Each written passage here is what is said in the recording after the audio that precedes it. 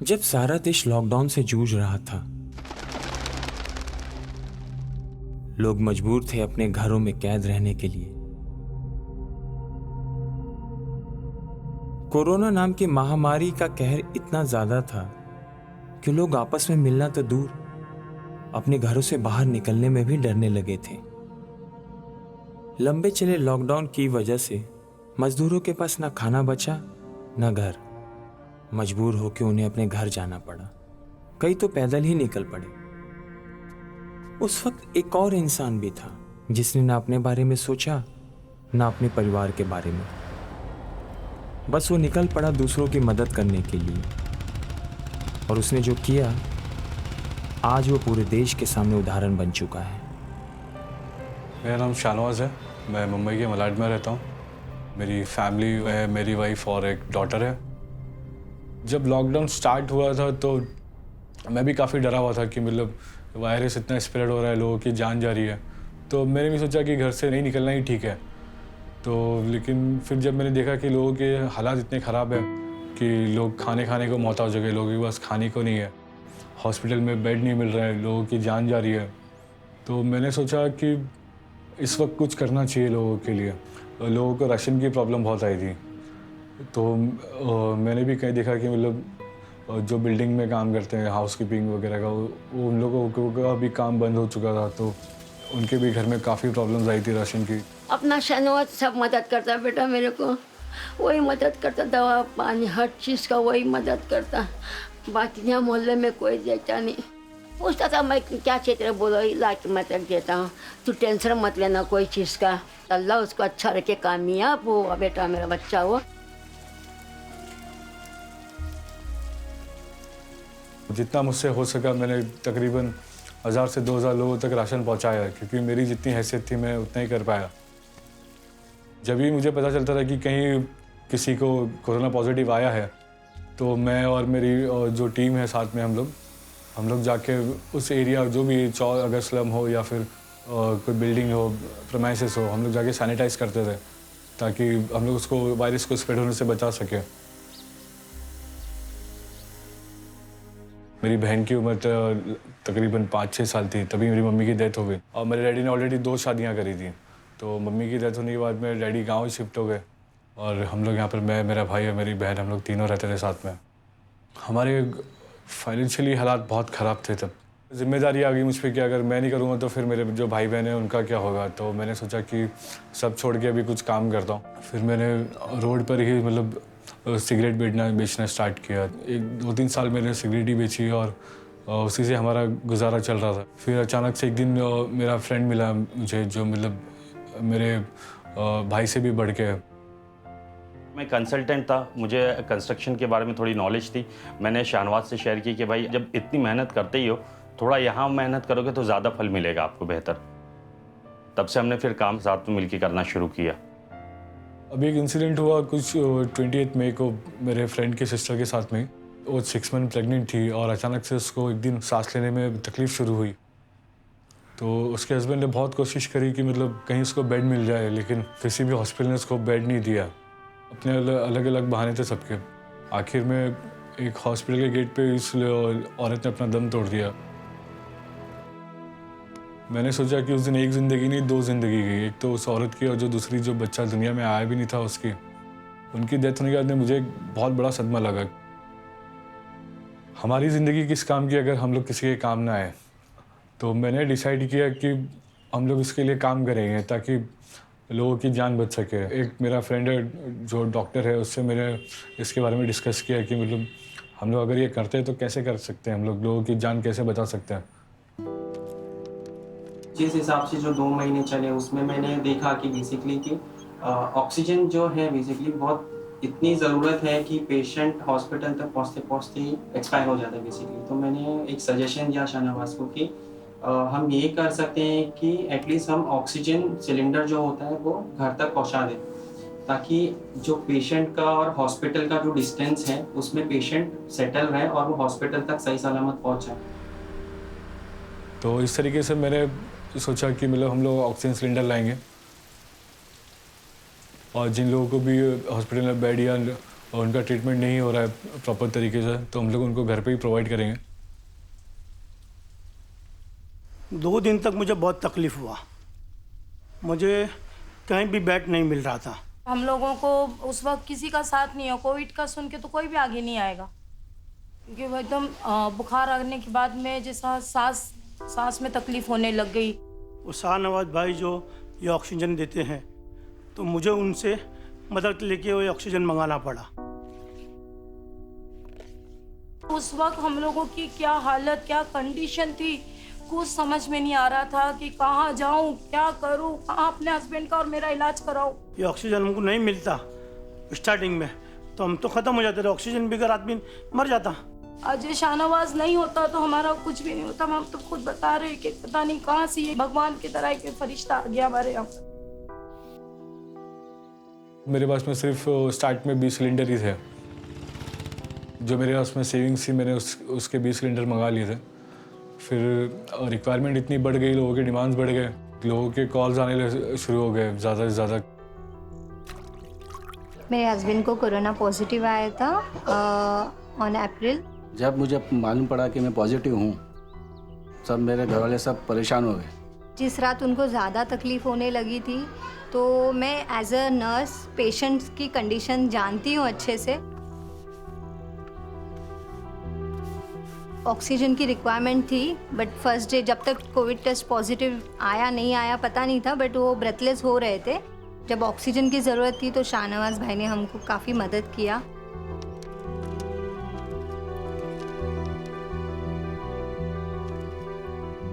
बस शाहनवाज भाई को मैं इतना बोलना चाहता हूँ कि और आगे ऐसे ही काम करते रहे और लोगों की सेवा करते रहे। जब से मैंने सोशल वर्क स्टार्ट किया लोगों के लिए काम करना, तो मेरी वाइफ ने भी बहुत साथ दिया मेरा। वो एकदम राइट मैन है, सोशल सर्विस के लिए वो हमेशा से आगे रहे। पैसा बिल्कुल मैटर नहीं करता, ना उनके लिए ना मेरे लिए। इन द ऑल इज़ कि हाँ फैमिली हो, उसमें खुशियाँ हो, उसमें टाइम हो एक दूसरे के लिए। बस पैसे से ज़्यादा मुझे उनका साथ चाहिए, उनकी हैप्पीनेस चाहिए। अभी फ़िलहाल मेरे पास में पैसे भी नहीं हाथ में, जो सेविंग्स थी मेरे में ऑलरेडी लगा चुका है मैंने। तो मैंने सोचा अब क्या करूं इसके लिए, करना तो है कैसे भी, मैं मतलब पीछे तो नहीं हट सकता इस काम से। मेरा एक ड्रीम था कि मैं कभी मतलब अपनी लाइफ में गाड़ी लूं। मैंने एक गाड़ी भी ली, जिससे एक फैमिली मेम्बर होता है हमारे घर में, वैसी एक वो गाड़ी मेरे एक फैमिली की एक मेम्बर हो गई थी। तो मैंने सोचा मेरे पास में एक ही चीज़ है जो मेरी गाड़ी, जो मेरे मतलब दिल के बहुत करीब थी, मतलब मेरी बेटी ऐसी थी वो, क्योंकि एक फैमिली का हिस्सा मानता था मैं भी, क्योंकि हर जगह वो हमारे काम आती थी।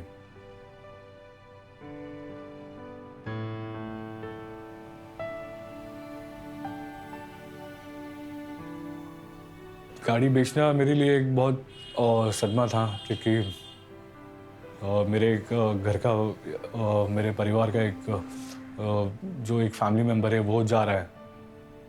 तो लेकिन मैंने सोचा नहीं उसके बारे में। मैंने सिर्फ ये सोचा कि हम लोग ज़्यादा से ज़्यादा लोगों की जान कैसे बचा सकते हैं इसमें। वो बहुत फॉन्ड लविंग है, कार बाइक्स ये सब से उनको बहुत शौक है। उन्होंने सबसे पहले अपनी कार ही लिया था, लेकिन लोगों की हेल्प करने के लिए उन्होंने बेच दिया, तो दुख नहीं हुआ मुझे ज़रा भी। तो मेरा इंटेंशन यही था कि अगर गाड़ी बिक गई तो कोई गम नहीं, लेकिन वो पैसे अगर सही जगह लग रहे हैं, मेरे लोगों की दुआएं मिल रही है मुझे, तो उससे बड़ी चीज़ और मेरी ज़िंदगी में कुछ नहीं हो सकती। हमारे तो दिल से दुआ है उस बच्चे के लिए, उसका अच्छा हुए, कामयाब हो बेटा, मेरा बच्चा हो। और लोगों की मदद करे शाहनवाज। जब क्वांटिटी हमारे पास में बढ़ी तो हम लोग ने डिमांड्स पूरी करना शुरू कर दी, और ख़ासकर रात में जब लोग सोने की सोचते हैं, मैं सोचता हूँ मैं जागूं। रात के 2-3 बजे जाके देखती हूँ तो वो मोबाइल में रहते हैं। जब पूछती हूँ क्या हुआ, क्यों नहीं सो रहे हो आप, तो बोलेंगे कि अभी फ़ोन आने वाला है कुछ अर्जेंट में। ज़्यादातर कॉल्स रात में ही आते, तो इसलिए मैं अपने आप को रात में बिजी रखता हूँ, सोता नहीं हूँ। नींद नहीं मिलती है उनको, बिल्कुल नहीं मिलती है, क्योंकि रात को 2 बजे 3 बजे 4 बजे कभी भी उनको फ़ोन आता है, उनको उठ के जाना पड़ता है। जब भी मैं 3-4 घंटे सो लेता हूँ तो ऐसा मतलब फील होता है कि मैं बहुत फ्रेश हूँ, मैं बहुत ज़्यादा मतलब आज रेस्ट कर लिया है मैंने।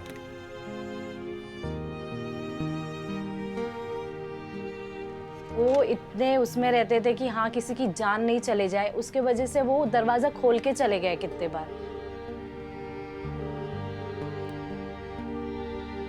कोशिश कर रहे हैं कि हम लोग ज़्यादा से ज़्यादा लोगों तक के ऑक्सीजन पहुंचा सकें ताकि लोगों की जान बच सके।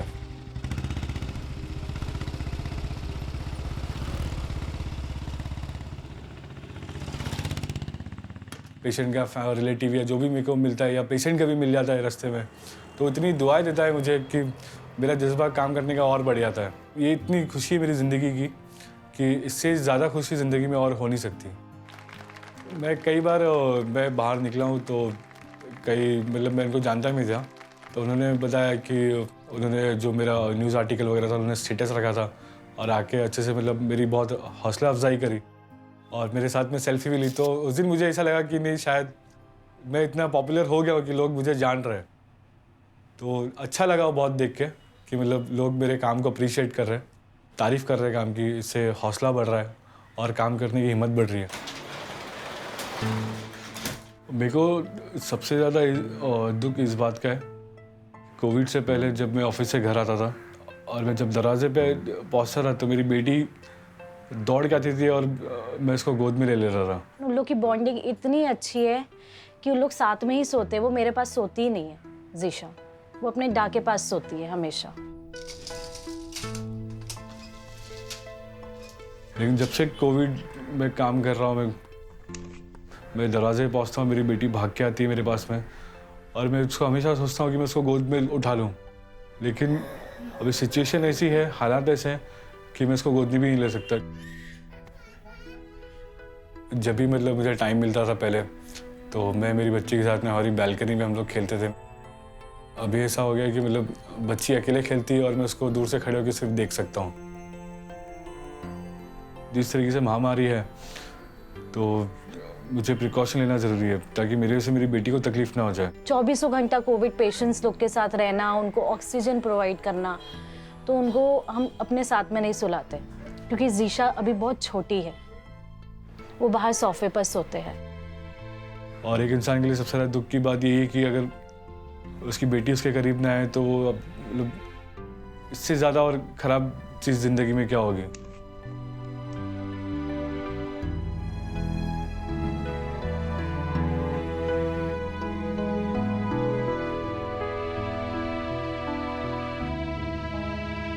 यही सब मैंने देखा अपनी लाइफ में कि मतलब लोग कितने परेशान हो रहे हैं, लोग तड़प तड़प के मर रहे हैं।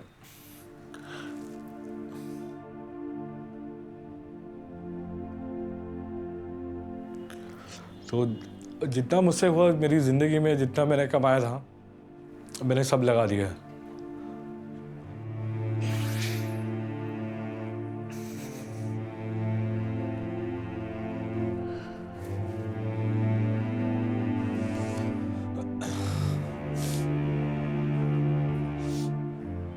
और मैं दुआ कर रहा हूँ ऊपर वाले से कि ये जो वक्त है जल्द से जल्द ख़त्म हो जाए, हम लोग हमारी पहले ज़िंदगी में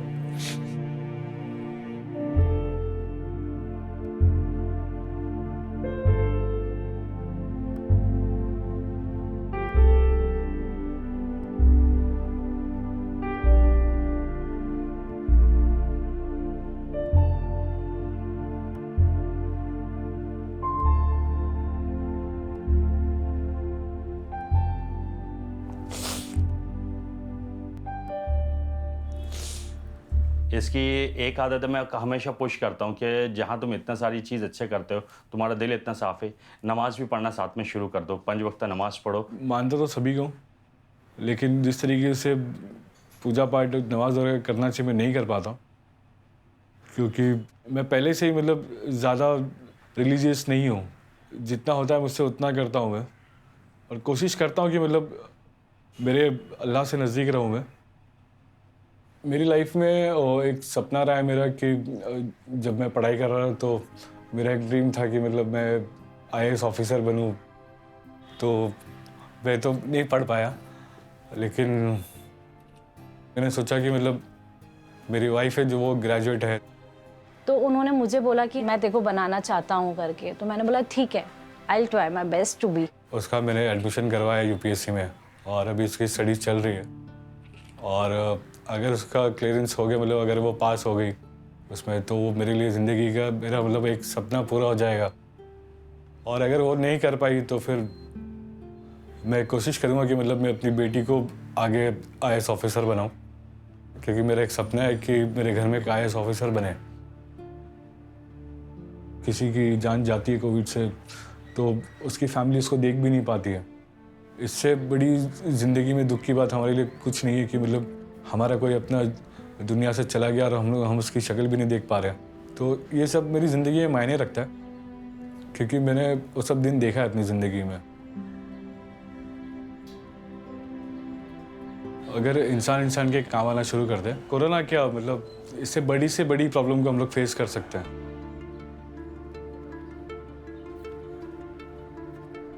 और मुझे इस बात की खुशी है कि मेरी झलक मुझे मेरी बेटी में दिखती है। जितना हो सके ज़रूरतमंद लोगों तक उनकी जो भी ज़रूरत है ज़रूरत पहुंचानी है, एक दूसरे की हेल्प करना है। कुछ दिनों की बात है, जैसे हर बुरा वक्त जाता है और ये भी जाएगा।